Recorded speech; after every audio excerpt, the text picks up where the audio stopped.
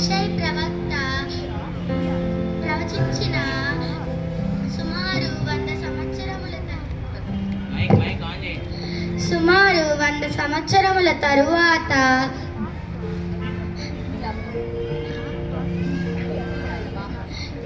యూదులమైన మా కొరకు ఇర్మియా ప్రవక్త యెషయా ప్రవక్త ప్రవచించిన సుమారు 100 సంవత్సరాల తరువాత నశించిపోతున్న యూదులమైన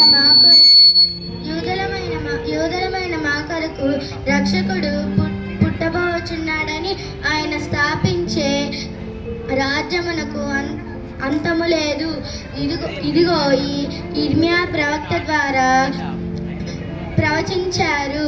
ఆ ప్రవచనం ఏంటంటే యెహోవా ఇలాగ ఆజ్ఞయించుచున్నాడు,